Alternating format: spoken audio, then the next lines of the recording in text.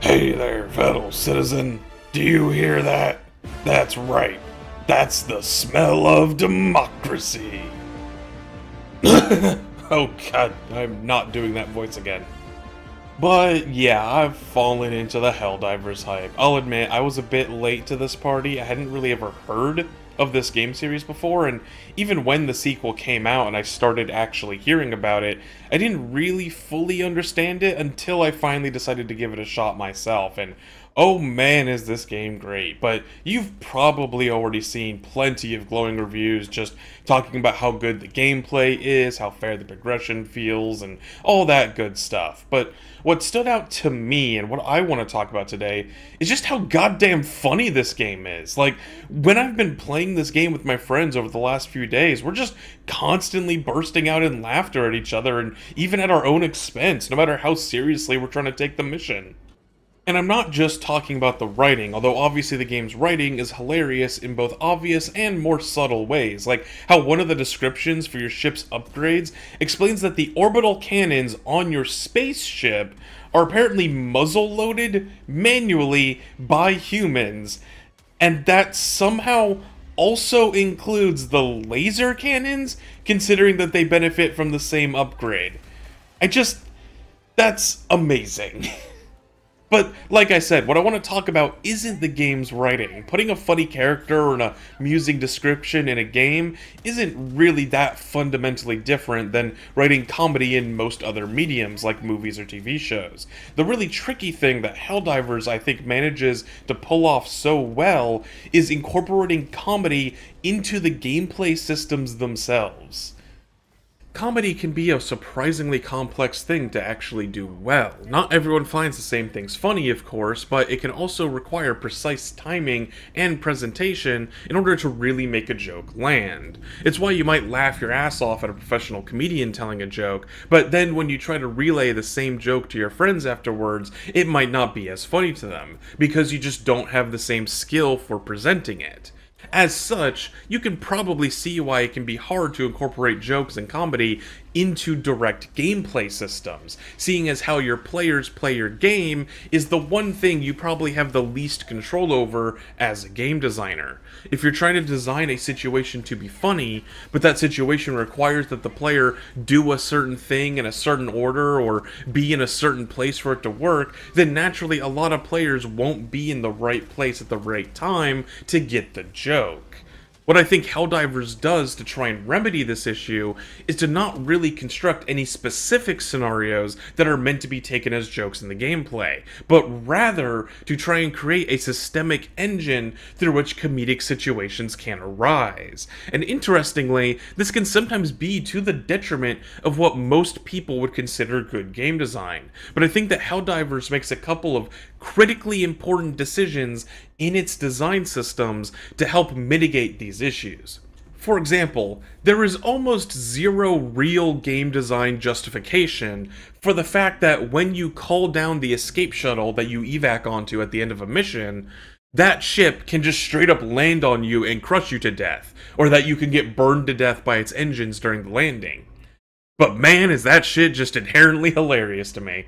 Like, that's the thing. If I took that concept of getting killed by your evac shuttle out of context, like I did just now, it probably sounds a lot more frustrating than funny. If pretty much almost any other game did that, let alone a game in a similar style or genre like Left 4 Dead or Darktide or the like, then it probably would be super punishing and frustrating. But that's where the setup and payoffs come into play, as well as the other design decisions that they made. I think that the reason why Helldivers comedy works so well is that it's basically all centered on the same joke with the same general payoff, which is established very early on and reinforced constantly, both through the gameplay, the story, and certain mechanics. Essentially, the setup that the game wastes zero time establishing is that you are nobody. You are not some super awesome soldier who's going to save the day and become the hero of the galaxy or whatever. You are quite literally just a random faceless soldier that was given a gun and pointed at the enemy. And this shot from the tutorial does a really good job of driving that home, where after completing the fully automated training course, you're stuffed into a cryopod with dozens of other soldiers to be sent to the front lines, only for the camera to zoom out and reveal dozens, if not hundreds of other ships all taking off at the exact same time to transport millions of other poor souls to their doom. Now, obviously this plays into the game's whole parody of fascism and whatnot, and that plays into more directed jokes and the cutscenes and dialogue and so on, but this expendability is also the setup for the punchline that is the gameplay, which is that you are going to die. A lot. Like, I know that Dark Souls is all about the whole prepare to die tagline and whatnot, but Dark Souls ain't got shit on how often you and your friends will perish just trying to complete a single objective in this game, especially on the harder difficulties. And the other thing that's really important is that, mechanically speaking, the game barely even punishes you for dying either. Like, yeah, you do have limited respawns, and if you're carrying anything like a special weapon or some upgrade samples, you will drop them, but you can usually pretty easily recover any dropped equipment, and you're also given a pretty generous amount of respawns for all but the hardest difficulties. Hell, there isn't even really a respawn timer like there would be in most games. As long as your buddies are on point, they can respawn you basically instantly, so there's not even any waiting to come back. And even if you do completely run out of respawns and everyone dies, if you completed the objective, then that mission still counts as a win, and you still get paid for it with barely any deduction for not evacuating. So as a result, death is pretty much just an inconvenience at worst, which creates plenty of space to turn killing the players into a comedic moment. Like I said with my example of the dropship being able to land on you and kill you, yeah, if that actually ruined your run and death had any real mechanical consequence, then that would suck and make a lot of people throw their controllers through their TVs. But because you can just respawn in a few seconds and pick up anything that you dropped, it's a lot easier to just laugh at it and move on. To use another example from my personal experience that I wish I had recorded, they recently added mechs to the game and even gave everyone a single free mech to spawn per mission. So naturally I hopped online and went into a mission solo just to try them out and see how they played. I was doing just a basic kill all the bugs thing, so I spawned in a mortar turret and my mech right at the start to try and get a head start on killing them. I climbed right into my mech and immediately had my mortar turret land a shell squarely on my head and instantly destroy my mech. And to be fair, that did have some greater consequences than normal since that was my one and only mech for the whole mission, but at the time I just couldn't help but burst out laughing at myself for having that happen to me, let alone on my first ever mission getting to play with these brand new mechs. But ultimately, it didn't have that big of a negative effect on the mission. I still won the fight with no issue and completed the objective, which, like I said, just goes to show you how cheap death is in this game, which helps make these kinds of comedic situations rise.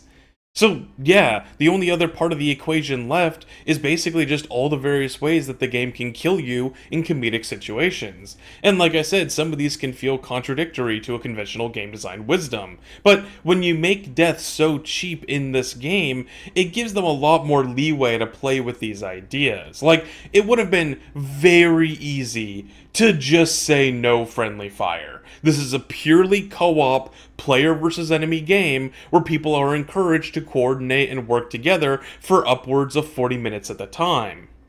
The developers have even stated that they don't want to foster hostilities between teammates. The sane, unironic thing to do would be to at the very least disable friendly fire for normal weapons, if not for the big AoE stratagems.